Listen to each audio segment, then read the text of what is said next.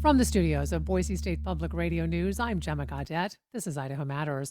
To many people, Matthew Allison was a likable, even goofy guy who was a popular DJ in Boise's electronic music scene. However, prosecutors say he had a much darker and more sinister side to him. Using the handle BTC, law enforcement say he was a key figure in a network of white supremacist and neo Nazi chat groups and channels known as Terrorgram. Allison was arrested in September, and he is now facing federal terrorism charges. And against his attorney's advice, Allison decided to tell his side of the story to journalists with ProPublica and Frontline.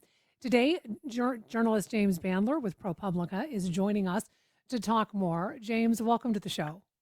Pleased to be here, Gemma. So, James, I want to start with just some of the basics. For folks who are not familiar, what is Terrorgram?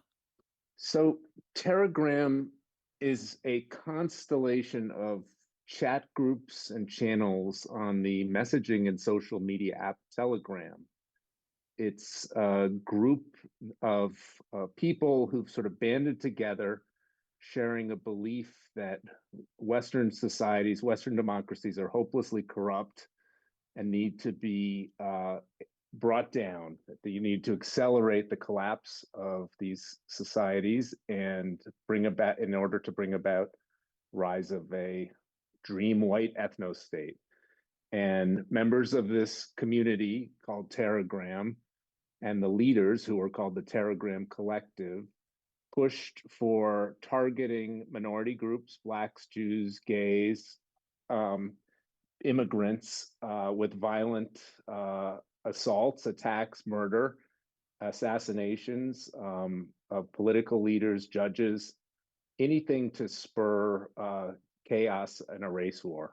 So, with that said, tell us about this handle on Terragram, BCT, and start with what that stands for.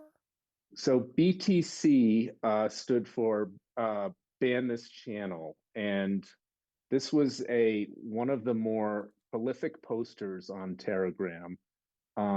He began his postings on YouTube using that moniker, ban this channel, posting far right wing videos, but that were sort of fit in the mainstream MAGA movement of, immigrants are going to replace us, they're going to take away our guns. And then he got more and more extreme, talking about conspiracy theories of great replacement, Jews control us. Eventually, he got banned by YouTube, BTC, and moved to Telegram, where there was less content moderation. And he posted prolifically, but his content became so extreme that even Telegram, which had much lighter content moderation rules, started to ban his channels too. So he would just change his name, tweak his name a little bit. Sometimes he would add a Roman numeral. Other times he would move from BTC to Bull Turds Coin Investing, or the moniker Big Titty Chica.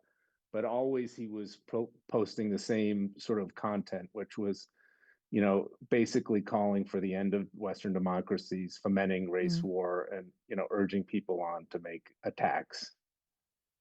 And prosecutors say that Allison used Telegram to solicit, and I'm quoting here, quote, attacks on government infrastructure, such as government buildings and energy facilities, unquote. And he encouraged the assassination of high value targets like politicians and government officials. So, James, how long were law enforcement watching this BTC persona, this handle? But because it took them quite a while, correct, to figure out who this was. We don't know. Yeah, we don't know precisely when the FBI started looking at BTC, but we do know that when his group and he started distributing, and the FBI believed that he was a key author of this, a list of people for targeted attacks, a list of politicians, authors, a prosecutor, a judge, others who should be targeted with what prosecutors say was assassination. I think that helped spark federal law enforcement's interest in this guy. So, James, prosecutors are also alleging that Allison, and he does have a co-defendant, Dallas Humber, They are linking them to, oh, I believe a trio of mass shootings that killed a total of 6 people. Can you talk to us about Yes. that? So there were two separate incidents in 2022, which prosecutors have linked both Humber and Allison to. One was a shooting at a gay bar in Slovakia, which outside of a gay bar, in which a man who was a Telegram fan, someone who had been on Telegram for several years, Juraj Krajcek, killed two people and injured a third at a gay bar in the capital, Bratislava, Slovakia. And over a span of 3 years, chat logs we looked at show uh, Humber and Allison urged this team to take action and Mm, to commit an act of murder. And a separate incident occurred a little later with another telegrammer who was planning a racially motivated school shooting. Not long after the Bratislava attack, this teen went out and attacked schools in Aracruz, Brazil, um, shooting 15 people at two schools and killing 4 people. Both mm. of the shooters were proclaimed by Humber and Allison as saints, and this is a accolade that goes to people who perpetuate mass murder Mm. against groups that the Telegram community deemed worthy of killing. So let's fast forward to September when Matthew Allison, is arrested by federal agents. Um, what happened at that point? So at that point, researchers on the West Coast, extremism researchers, identified Allison as BTC, and BTC as being this guy, Matt Allison, who was arrested. The federal indictments didn't mention Hmm. his on Telegram moniker, and they also identified him as a local DJ. So the frontline team and I went to Boise and started asking people in the community which he frequented, which was the electronic dance music scene, to tell us about this guy. And we started sharing his mugshot with people. And when they saw his picture, they're like, "Yeah, I know that guy." And then we said, "Well, he's accused of being a transnational terrorist," and they're like, "No, that's impossible." Yeah. They knew him as this really goofy, likable, friendly guy who didn't seem to bear any animus to anyone. And when I said, "Yeah, he's accused of targeting blacks, gays, Jews," they said, "Gays? What? That's impossible. He's a gay man. He was out as a gay man in Boise." So for friends of his or people who saw him sort of in the Boise nightlife, it was very perplexing because this was a guy who had been in a long-term relationship with the same male partner, who they just couldn't conceive of being a person who harbored so much hate.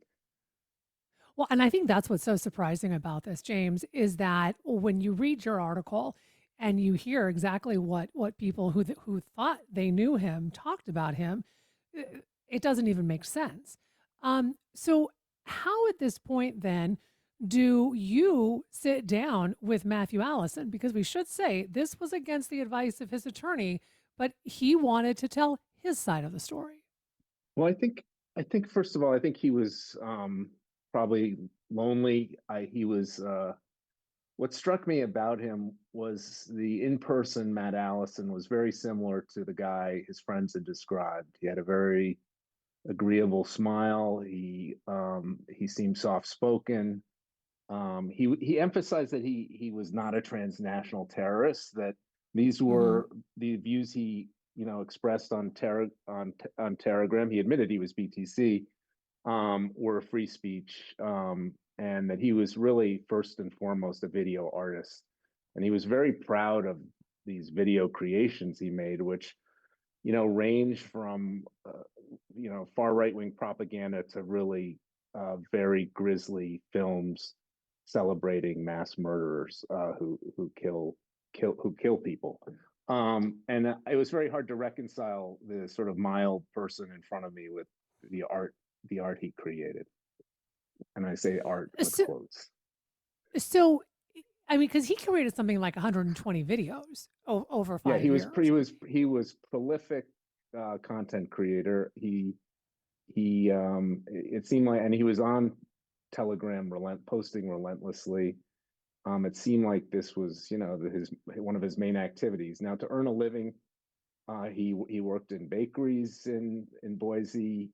He worked at a convenience store. He worked for a flooring company, mostly lowish wage Mm-hmm. jobs. And then he lived for the weekend when he could do house party DJing. That was his real world love. And he is fighting all of these charges, saying that this is his First Amendment right of free speech. So, what did he say during the interview in regards to that? I mean, he said he had studied case law, in particular the Brandenburg Supreme Court decision, which allows even the most inflammatory speech, so long as it doesn't lead to an imminent threat upon an individual. And so he said he knew where the lines were and he didn't cross them. I think prosecutors would disagree, and that's Mm-hmm. going to be what's contested if this case goes to trial next year. What stood out to you in these two interviews that you conducted with Matt Allison? I think what's interesting is about sort of the human ability to compartmentalize, to lead these two very discordant lives, one online, ultra violent, ultra hateful, and the other one pacific in the real world. And the ability of humans to do this is both troubling, and I still can't really wrap my head around it. I don't think Matt's friends can either, or even his family. I think it's Mm-hmm. shocking to everyone. Because you even, in your article, you quote his father, just saying he I was a talked good to his kid. father, and he said he didn't raise his boy to hate, and that this was shocking to him as well. So, where are we now in this case against Allison? So there's been a delay in the proceedings till this summer, when I think evidence begins. Uh, his defense lawyer is doing another case out of state, and it will not go to trial until next year. Mm. So, talk to us about this collaboration before I let you go. As we mentioned in the beginning of our conversation, this is a collaboration between ProPublica and Frontline. And in fact, not only do you have this very in depth article, there's a documentary. There's a documentary, and there were a series of other articles. There was a really great team involved. My colleague, who works for both ProPublica and Frontline, AC Thompson, really spearheaded the overall investigation with a great set of producers, Tom Jennings and Annie Wong. This was both a documentary on PBS and a series of print articles. And what was amazing is just to have the collaboration of the two organizations. AC is probably one of the best journalists covering extremism, and then working with two Emmy award-winning producers was incredible. So no, really, it was very intense, though. What do you hope that readers and viewers of this documentary take away from this story that, frankly, seems like it should come out of a Hollywood movie? Well, I think when you allow people online to solicit murder, provide instructions, detailed instructions, there are going to be consequences. There are going to be people, most people will see this material and not react, but there will be some individuals who crave either attention or some sort of notoriety, and who will then go take action. So there are consequences for absolutely unregulated free speech and for just sort of letting this content, and I'm not talking about mild racism. I'm not talking about mild anti-Semitism. I'm talking about Mhm. people who are telling people to go out and kill. And when that happens, there's a susceptible group of individuals who will sometimes take action. So think I think a lot of parents would be shocked at what's available online. Well, I want to thank you so much for taking time out of your schedule to talk with us about this. We've been speaking with ProPublica investigative journalist James Bandler about the federal case of Matthew Allison, who is facing federal terrorism charges. We will, of course, link James' story and the documentary on our website, boisestatepublicradio.org. I'm Gemma Gaudette, and this is Idaho Matters.